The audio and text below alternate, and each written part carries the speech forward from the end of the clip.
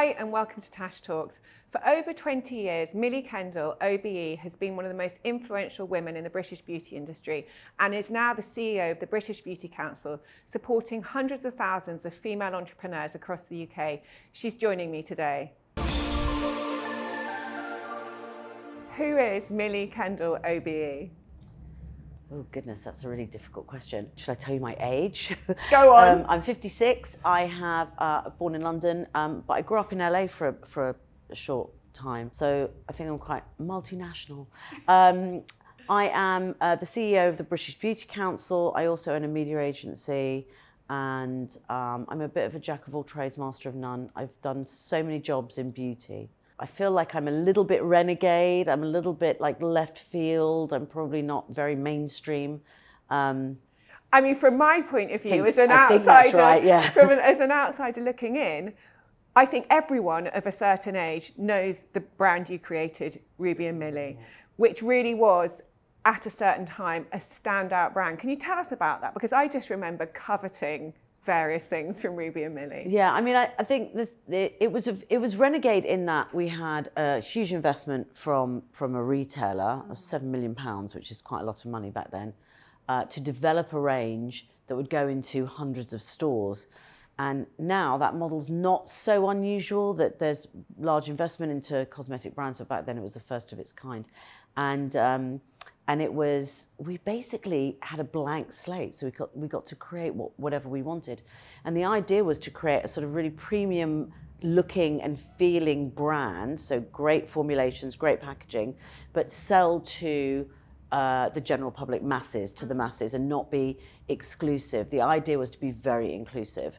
Ruby's was born in Africa, I was born in London. She's black, I'm white, she's Muslim, I'm Jewish. It was actually the inclusivity of the brand was quite renegade at the time. And we launched it in Harvey Nichols, Selfridges, and then Boots. And it took off, didn't it? Oh, it was incredible. Yeah, it was an incredible When journey. you think back to that period, what do you remember? Like, what was it like? Well, it feels like somebody else's life. That's the weird thing. It does feel like somebody else's life. I mean, it was so fast and furious, and we traveled extensively, and it was, it was sold in Japan and Taiwan, and it was amazing. I mean, I think that now anybody over the age of 35, maybe over the age of 40 will remember it. Yeah. Because some people, it was the first product that they ever bought. Yeah. In fact, I get that comment a lot. It was the first product I ever bought. I was 16. I used my own money and I went into Boots. Yeah. And that was sort of, and when you think about that was the purpose of the brand, to be a reasonably priced, peer-to-peer, girl-to-girl purchase. It's quite amazing. I forget how amazing it was, actually. It was a really, it was a And you great really experience. drove it through mainstream PR, didn't you? I mean, and you've been in PR in one form or another, and you still are, which we'll come on to now, throughout your career. How have you seen the role of PR and mainstream press change for brands and even for anybody wishing to sort of create a profile or presence? Yeah, I mean, I think there was, it's so difficult because now there's so many different types of media and there's so many different ways of driving business with sort of content creators, digital media and mainstream media. I mean, I think it was a lot easier back then. I still have boxes and boxes and boxes of tear sheets with our products on it. And you could see the impact because it was quite linear, whereas now you're never really sure where that impact is coming from, or you can kind of, obviously with the digital media, you can kind of see the numbers, but it's very difficult to evaluate mainstream media influence. It's challenging. And if you were launching that brand again now, what route to market would you take? I mean, I agree, it was, I think for you... That's really difficult. I don't think I'd ever launch anything again. I really don't. I think that now, I don't know how people do it. I don't know how they do it. Because you would have to be a person of influence. You would have to be on digital media 24/7. I just don't have the energy for it. So you see that the digital media has overtaken, in some sense, some of the power of the mainstream media? I think the power of the mainstream media is very much an opinion forming. It's that solid rock. It's the foundation. Even today, the most influential people who have incredibly successful brands, if they get a piece in an influential newspaper or magazine that features their product, that has amazing amount of long-term sort of resonating value. But I think that and digital media obviously can drive the traffic to where you need it to be. I think a lot of those brand founders now, it's their personal influence selling the product. So you've got the sort of bedrock of mainstream media, you've got the sort of flurry of let's run of the digital media, but they are selling the product themselves. Yeah, power of personal brand. Power of the personal brand, yeah, exactly. Okay, so after Ruby and Millie, because it did end, didn't it, for you guys? What happened? So Ruby and I had always agreed that if one of us didn't want to do the brand anymore, we would both quit. Yeah. And actually, we both kind of came to the realization at the same time. So I think for different reasons, really. But I wasn't particularly satisfied creatively, and I think I was quite frustrated. When you have a brand for that long and it's owned by somebody else, there are oftentimes things that launched with your name on it that you're not particularly happy with. But we'd always said we wouldn't just shut up and take it. We would leave. So we did. We resigned in, I think, 2010, and then we had a non-compete for a while. And then I had this bright idea. I bumped into a friend of mine who worked at Vogue, and we had this bright idea to open a shop that sold sort of multitude of like different products, but it wouldn't be brand dominated. It would be really about the product itself. And so we launched a company called Beauty Mart. We launched it in Harvey Nichols. We'd had lunch with Mary Portas, and she had talked about the pop-up model. So we sort of popped up in Harvey Nicks, we popped up in Shoreditch, we popped up in Topshop in Oxford Circus, and we brought in lots of sort of, I think quite renegade products. So Japanese products, American products, French pharmacy products, Korean products. You know, again, really renegade, possibly a little ahead of its time. And obviously I had worked in stores before the internet. Yeah. So I had not banked on the stress of having a website. An For e-commerce Beauty Mart. yeah. Because even with Ruby and Millie, I didn't manage that. When e-commerce launched, Boots managed the sales. I didn't manage that. My goodness, an e-commerce platform is really difficult. I mean, you know, we do a lot of work with e-commerce brands, and it's incredibly complicated. I feel sorry for them. Their business is built on shifting sands. It's not. It's not a sort of. It's very. It's. You've got to be prepared to keep running the whole time because everything's moving beneath and you are literally working at 4 o'clock in the morning. Yeah. And people are complaining constantly because you're always available. Yeah. Like you know, back in the old days, you could close your shop doors. You know, you go buy clothes, slam the doors, put a sign on the window and say, I'm closed. Yeah, that was it. No one could get hold of you. But with e-commerce, it's super difficult. You know, it's really difficult. And sometimes, like there was one time where we had like a glitch on the website, and we double sold everything. In fact, it was Sally Hughes, a journalist, had put something online saying that we were having a sale. And it would start at midnight, I don't know, a few days from when she posted it. And people had been putting products in their basket ready to push checkout at midnight when the sale went live. And our website imploded. And anyone that bought anything bought it 4 times, basically. And so we didn't have the stock. And it was so difficult to match the payment part of the website with the stock part of the website to figure out who'd actually ordered what and how many times they'd ordered it. Oh, it was a 3-day weekend project. Oh my God, that sounds sounds sleep like for 3 a nightmare. days. Yeah, it was a nightmare. So from Beauty Mart, you've gone on and created, which you're extremely well known for today, the British Beauty Council. Yeah. And actually, that has also seen you get your OBE, which we're going to come back to in a minute. But just explain what the British Beauty Council is and the work that you do in it. So I guess it was a sort of lifelong frustration in really the perception of our industry. It's seen as the fluffy stuff that girls play with. And I felt that, you know, the beauty industry was much more about personal care and hygiene and not always about makeup, even though that's a medium I'm obviously known for. And my dad's a hairdresser, and I grew up with, I think he felt quite a bit of bias towards being a hairdresser. You're a labourer, people assume you're not very clever. So I grew up in an environment that felt very that biased towards people that work in our industry. And Anna and I, when we had Beauty Mart, had been talking about sort of setting up an advocacy group to really sort of try to champion and raise the reputation of the sector. So essentially the British Beauty Council is an advocacy group. We work with government, we raise the reputation of the industry, we work with business leaders, we commission reports into the economic value and the contribution to the nation, essentially, of the industry. So yes, last night I was writing an interview for a newspaper around our contribution to the high street. It's not sort of an accident that hair salons are called salons. Salons are where people meet to talk.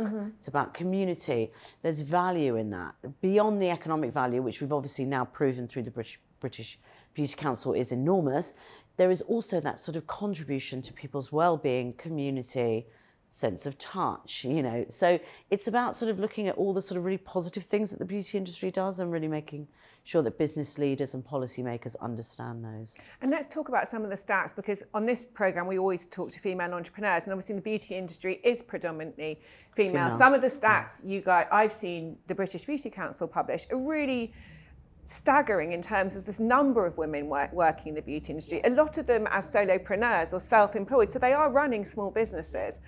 And a huge part of the British economy and really an economic powerhouse. Yeah. What are some of the research shown? So it's really interesting because we've just redone our report, The Value of Beauty, which is you can download for free because everything we do is open source. In the recent Value of Beauty, 95% of our industry is small, medium enterprises. That's under 9 employees. 70% are under 4 employees. So those are micro businesses. So these are often women with an assistant or a few women doing... or freelancers, but they are sort of registered entities. They register with the Office of National Statistics, so they're registered business entities. And 86% of the businesses in our sector are owned by women, and almost 90% of our workforce are women. So it's huge. It's a huge female community. We're of enterprising women. Really amazing. And it's a flexible working environment. 50% of our workforce work part-time. We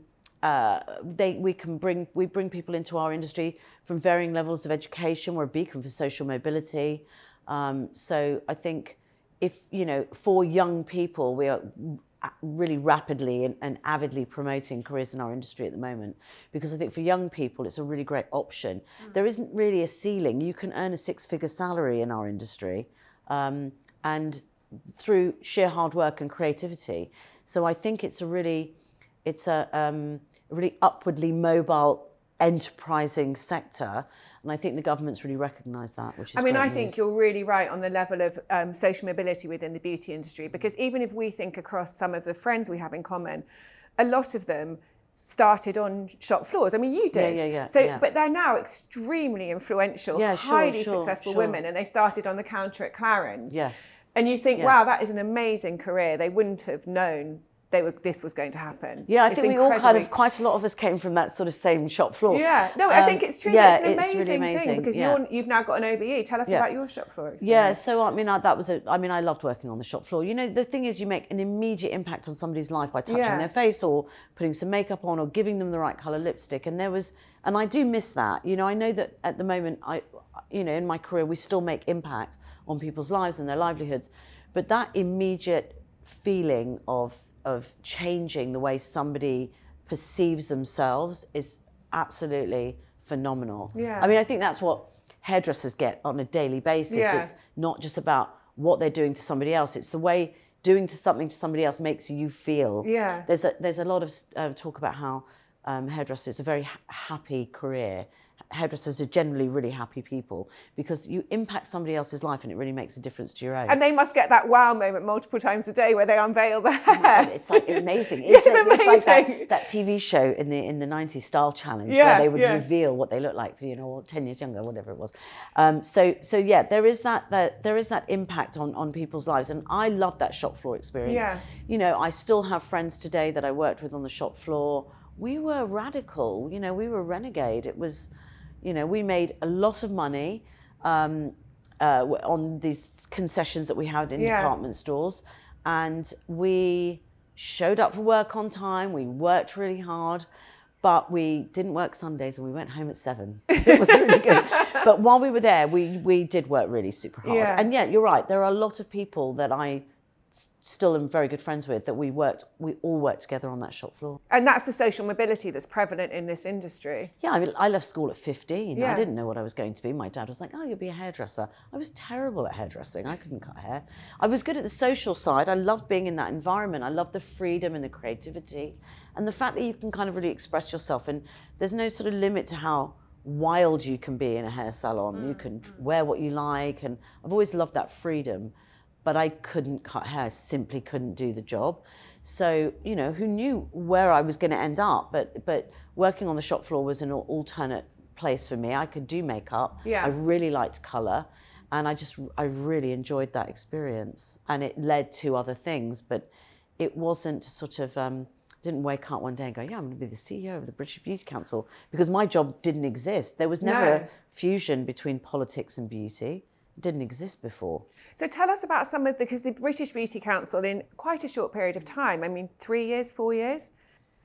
4.5 years. 4.5 years has resulted in law changes, impact at government level. Yeah. Tell us some of the things you're most proud about because your work then affects it's so geeky. Hundreds of thousands of people, doesn't it? It's really geeky because it's like the sort of, I mean, I'm a big lover of data. So obviously the value of beauty was really impactful because it allowed a lot of people to have a voice during COVID, because I think that one of the ideas with valuing the industry economically was to give particularly women, our large workforce, you know, full of women, the confidence to be able to go to a bank and say, I'd like a loan, please, because our industry is worth X amount of money. This is what I can actually achieve by opening my own business. And people didn't have that information. That information didn't exist. We also, prior to that, we defined the industry, which that had never been done before. So we defined the industry in quite a lot of detail in terms of products and services. So we had two sort of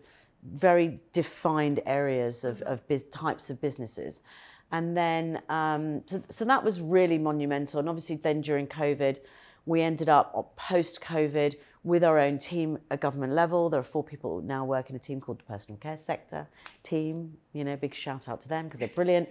And, you know, I really... But this is a government team that's responsible for our this industry. Sector, which wasn't there before. So this is a huge step forward. Huge, the industry is acknowledged and there's 4 people at a government level sort of responsible for it. Yeah, absolutely. And this industry contains, like I mean, that's an incredible... there was nothing like that before. That's an incredible impact from, you know, from the shop floor as we were talking about to now. They did ask a lot. It was a lot of sort of, So that I think I'm really proud of. The other and that thing, led to your OBE, didn't it? Yeah, I think most of, the British Beauty Council work definitely led to the OBE. And you'd previously had an MBE. I did. I got an MBE in 2006 for services to the cosmetics industry. And what is the impact on a person when they get these types of acknowledgements, an MBE and then an OBE? How do you feel it's helped, changed? I don't know if it helps or hinders. I mean, I think it's kind of an interesting experience because the first time was such a shock. I just had my second child, and I thought it was a joke. I didn't think it was serious. So that was really amazing. And obviously the Queen gave it to us. And I went with Ruby Hammer, my business partner at the time, and it was really amazing. And the second time, when I got the letter, I kind of thought, okay, now I know it's not a joke because I've had this before. So it was a slightly different experience. I mean, I think it goes to show that there are possibilities in the industry beyond what people perceive there are. I'm a hairdresser's daughter. I left school at 15. I'm the CEO of the British Beauty Council and I've got an OBE. You know, it's sort of, it is, anything's possible really. And one of the things I love about you, Millie, is your, you know, renegade attitude. And one of the things that women talk about a lot is imposter syndrome. What's your view on that? Because I love your take on imposter syndrome. Yeah, I mean, I don't feel like I deserve a place in the room necessarily, but I do feel like I've worked very hard to be somewhere. And so I'm often surprised by how much the government do listen to me, waffle on. But I don't necessarily have that feeling of imposter syndrome. Yeah. Because I think that I've worked really hard in my industry and I know, the thing is, I know as much as I could possibly know about this industry. And when I go to those meetings, I know more than the person sitting across from me. So in those kind of scenarios where normally you would feel a little bit imposter because you're sitting there with policymakers and they're probably very well educated, went to very good universities, private schools or whatever, you kind of think, oh, you know, should I feel like an imposter? And I think they don't know anything about my industry, and I do. I know everything about my industry. Yeah. I know how the workforce feel, I know how the products are made, I know how the services come about, and actually they're there to get information from me. And so I weirdly end up feeling quite confident when I'm in that situation. It's a bit role reversal in a way. That's brilliant. Yeah. And throughout all of this, the whole journey, you've had a really interesting, diverse, what's the word they call those careers, where you've done lots and lots of different things and really stood out. But you've also been a mother. Yeah, yeah. How's that been? Well, I seem to have children just as I'm starting a new project. I've always been a single mum, really. So for the most part, I was married for a short period of time. And so, how's it been? I think, do you know what's really interesting? My daughter said to me last night that she's doing sociology A-level. And I said to her something, I said, oh, I'm really tired. She goes, no, Mum, you're a hardworking woman. And she said in sociology yesterday, they were talking about female entrepreneurs and their sort of tenacity. And I thought, oh, thank God she's doing sociology. But I always, you do get that feeling, if there's any imposter syndrome, there's that feeling of I'm not being a good enough parent because I'm at work all the time. Yeah. But actually, my older daughter's now living in Seattle, is working for a large corporation, doing extremely well, works very hard. And I feel like she's a bit of a chip off the old block. She works hard. Yeah. And I'm really proud of that, actually. That is such a brilliant, because I think lots of mums or working mums or ambitious mums, you do have that thing. I can relate to the feeling of imposter syndrome, not about work, but about motherhood. Yeah. Actually, it's not really to do with work. It's to do with, oh God, I didn't do enough playing. I never baked the cakes. I used to go and buy the cakes at the cake sale. But when I ran the class fund for a few years in a row, we made more money than has ever been made in that class fund ever in history. I have attributes, not what a lot of other people have perhaps, but I think you have to be happy with what you've got. I think you do as well. And I think you do have to focus on your attributes. And I look at things in the same way. It's like, I'm not very good at playing, but I do have other attributes. So hopefully that makes up for the playing, exactly. As I'm sure it does for the cakes, because your daughters must look at you and think, that's incredible. So before we wrap up, we're going to go on a quick trip down memory lane. You've very kindly shared 3 memories with us.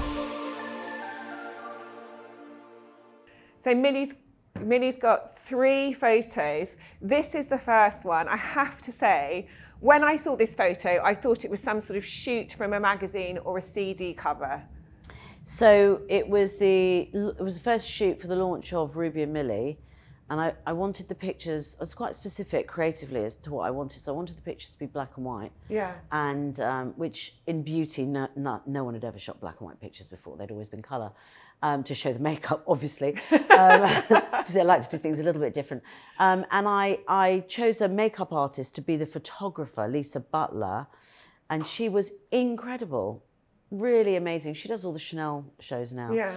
And it was such good fun. We really enjoyed it. It was really good fun, and we shot quite a lot. I think that might be in a toilet in a pub in Soho. And what was the reaction to that photo from the industry? Because I agree things weren't shot in black and white in beauty. Yeah, I mean, a lot of the magazines would say, oh no, could you send us a colour picture, please? And I say, sorry, we don't have any. I mean, we didn't have any. So it didn't stop them from actually using the pictures. Right. It was just, there was a template. A glossy magazine would only post glossy coloured pictures, and I was like, I'm sorry, no, I want gritty black and white. That's that renegade stuff. Just who we are. Right, the next photo you shared is next Timeways. So yeah, that was when Anna and I had beauty marts. We had this horrendous office in Holloway. It was really funny, in Holloway Road, and it was it was sort of me going back to being a shop girl again after so many years. So it was probably about, say it's 2012, so about 11 years ago. So this was me pretending to be a shop girl in an office, because at that time I thought opening a shop, I can be on the shop floor and I can be a shop girl. But when you have a website, you don't ever leave the office. So I was just I have a trolley in that picture. I had my own shopping trolley. And the last picture you've shared is a picture that looks like you're somewhere extremely important. Yes. So after Rishi Sunak opened British Beauty Week, we ended up with quite a good relationship. Well, I had a bit of a relationship with the Johnson team before that anyway. So I'd always worked with them, but we do now a lot of work in Number 10, and sometimes I have to give a speech, which is quite daunting, and I'm not the kind of person that prepares for speeches. So this is me preparing for a speech, which is an anomaly, because normally I do prepare for speeches and then I have the cards in front of me and then I just don't read any of it. What speech were you giving in this photo? We were launching a program called the Future Talent Program, which is basically an outreach program to schools. We created these amazing films that are targeted towards 12 to 18-year-olds to show them what a career in the industry really looks like from a sort of science, technology, maths perspective. So sort of STEM, but without the E, because it wasn't really about engineering. This was the first part of it, where we invited brands to Number 10 to cultivate interest in the project, and obviously then we launched the project with their help. We worked with some amazing brands, and we launched a series of 4 films that have now been distributed via an organisation called STEM Learning to schools up and down the country. Wow, that's incredible. So really impacting kids' lives. So we have a goal of 4,000 kids in the next by the end of next year, and we've reached 2,849. Wow, I think. that is incredible. So it's really amazing. It's an amazing piece of work, and we send ambassadors out to various different schools to talk about the industry. Wow, incredible. Well, Millie, thank you so much for coming on, you. and what an amazing story, from a shop girl right to the heart of Downing Street. Still a but shop girl, still just a shop girl Downing at Street. heart. Yeah, Thank you so much, Millie. Thank It's you been so lovely much. to have you. Lovely to be Thank here. you.